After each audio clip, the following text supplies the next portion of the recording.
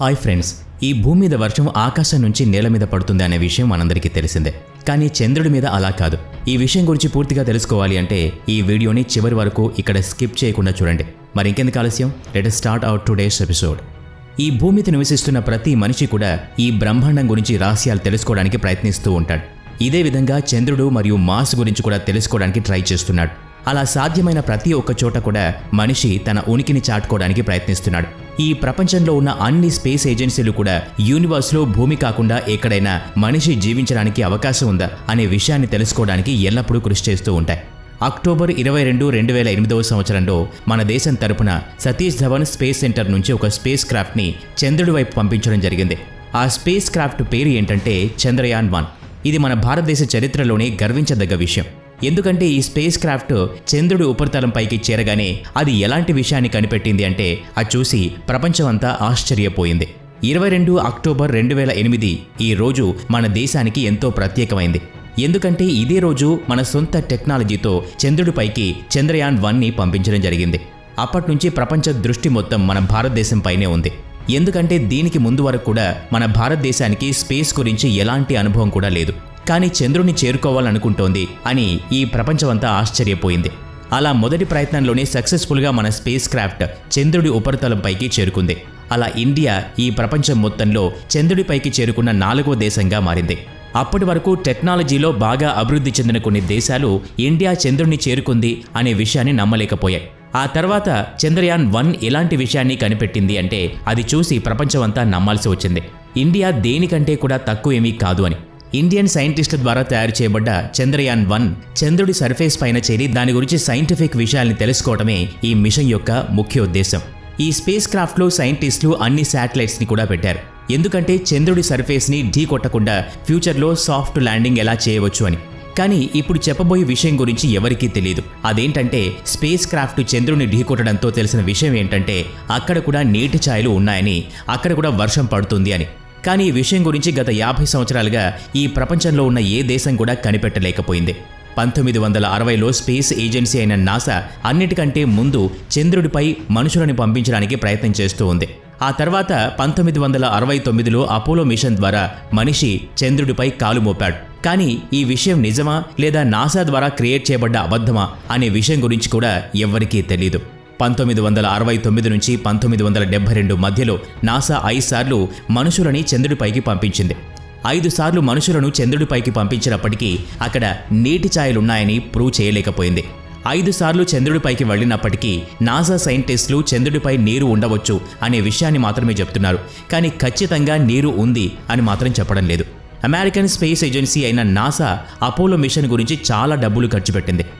కానీ చంద్రుడి గురించి స్పెషల్గా ఏమీ కనిపెట్టలేకపోయింది. కానీ ఇండియన్ స్పేస్ ఏజెన్సీ అయిన ఇస్రో 2008 సంవత్సరంలో సొంత స్పేస్ క్రాఫ్ట్ అయిన చంద్రయాన్ 1ని లాంచ్ చేసింది. 14 నవంబర్ 2008లో చంద్రయాన్ 1 చంద్రుడి సౌత్ పోల్లో క్రాష్ ల్యాండింగ్ అయింది. ఈ క్రాష్ ల్యాండింగ్ వల్ల చంద్రుడిపై భయంకరమైన ధూళి ఏర్పడింది.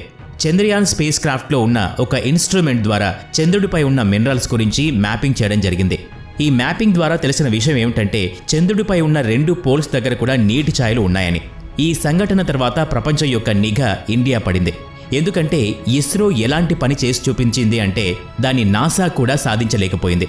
మొదటగా నాసా ఇస్రో కనిపెట్టిన దాన్ని అంగీకరించలేదు. కానీ నాసా 2009లో ల్యూనార్ రీకనాయిసెన్స్ ఆర్బిటర్ ద్వారా చంద్రుడి సర్ఫేస్పై మ్యాపింగ్ చేసింది. ఆ మ్యాపింగ్ ద్వారా చంద్రుడి సర్ఫేస్పై నీరు ఉందని కన్ఫర్మ్ చేసింది. నీరు అనేది మనుషుల ఉనికిని కాపాడే అత్యవసర వస్తువు అనే విషయం మనందరికీ తెలుసు. అందువల్ల అంతరిక్షంలో నీటి విలువ ఒక డైమండ్ విలువ కంటే కూడా తక్కువేమీ కాదు. ఇంకా చెప్పాలంటే అంతరిక్షంలో ఒక నీటి బిందువు ఖరీదు ఒక డైమండ్ కంటే కూడా ఎక్కువే.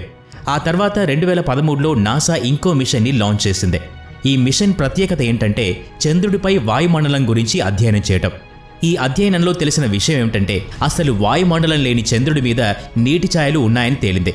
ఇక్కడ సైంటిస్టులకు వచ్చిన సందేహం ఏంటంటే సరిగ్గా వాయుమండలం లేని చంద్రుడిపై నీరు ఎలా ఉంది? అలాగే చంద్రుడి మీద ఉన్న ఆకాశంలో మబ్బులు కూడా లేవు, కానీ నీరు ఎలా ఉంది? ఇది సైంటిస్టులకి చాలా ఇంట్రెస్టింగ్ టాపిక్గా మారింది. ఫ్రెండ్స్, దీని గురించి మీకు తెలిసే ఉంటుంది. అదేంటంటే తోక చుక్క ట్రావెల్ చేసినప్పుడు దాని వెనుక పెద్ద తోక ఉంటుంది. ఆ తోక ధూళి మరియు చిన్న చిన్న పార్టికల్స్తో ఫామ్ అవుతుంది. ఏదైనా తోక చుక్క మన భూమి వాతావరణంలో పాస్ అవుతూ ఉన్నప్పుడు అది పూర్తిగా అంతమైపోతుంది.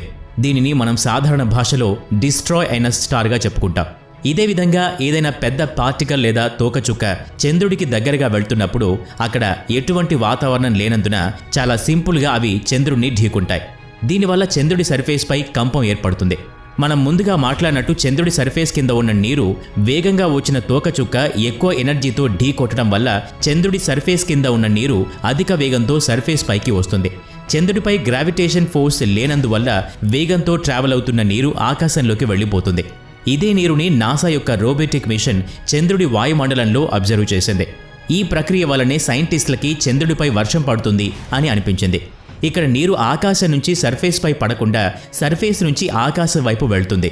ఇందువల్ల తెలిసిన విషయం ఏమిటంటే చంద్రుడిపై నీరు కేవలం పోల్స్ దగ్గరే కాకుండా పూర్తిగా ఉంది అని. చంద్రుడిపై నీరు సర్ఫేస్లో 3 ఇంచుల నుంచి 10 అడుగుల లోతు వరకు ఉంటుంది. కానీ మనం ఇక్కడ చింతించాల్సిన విషయం ఏంటంటే చంద్రుడిపై నీరు చాలా తక్కువ మాత్రంలోనే ఉంది. దీని గురించి ఇంకా అర్థమయ్యేలా చెప్పాలంటే చంద్రుడిపై ఒక గ్లాస్ నీరు తీయాలంటే 900 కేజీల మట్టిని తవ్వాల్సి ఉంటుంది. ఈ మట్టిలో నీరు ఉన్నప్పటికీ చంద్రుడి సర్ఫేస్ చాలా డ్రైగా ఉంటుంది. ఈ భూమి మీద మనిషి భూమి లాంటి గ్రహాన్ని వెతికే క్రమంలో ఇలాంటి నిజాలన్నీ కూడా బయటపడుతున్నాయి. ఈ విషయం గురించి తెలుసుకోవడానికి ప్రపంచంలో ఉన్న అన్ని స్పేస్ ఏజెన్సీస్ కూడా ప్రయత్నిస్తున్నాయి. రానున్న రోజుల్లో ఇస్రో ఇంకో స్పేస్ క్రాఫ్ట్ని చంద్రుడిపైకి పంపించడానికి సిద్ధమవుతుంది. ఈ ప్రయత్నంతో ఇస్రో ఈసారి కూడా అద్భుతం చేయబోతోంది. 2019లో ఇస్రో చంద్రుడిపైకి 2వ స్పేస్ క్రాఫ్ట్ని లాంచ్ చేసింది. కానీ దురదృష్టవశాత్తు ఇస్రో 2వ ప్రయత్నం సక్సెస్ కాలేకపోయింది. 2వ ప్రయత్నంలో సైంటిస్టులు చంద్రుడిపై ఎలాంటి ప్లేస్లో ల్యాండ్ చేయాలి అని అనుకుంటున్నారు అంటే అక్కడ ఇంతవరకు ఎవరు కూడా ల్యాండ్ చేయలేదు. సో ఫ్రెండ్స్, ఈ వీడియో మీకు ఎలా అనిపించింది అనే విషయాన్ని కామెంట్ బాక్స్లో తెలియచేయండి. ఈ వీడియో నచ్చితే లైక్ చేయండి, షేర్ చేయండి. అలాగే మన ఛానల్ని సబ్స్క్రైబ్ చేసుకుని పక్కనే ఉన్న బెల్ ఐకాన్ని యాక్టివేట్ చేసుకోండి. Thanks for watching.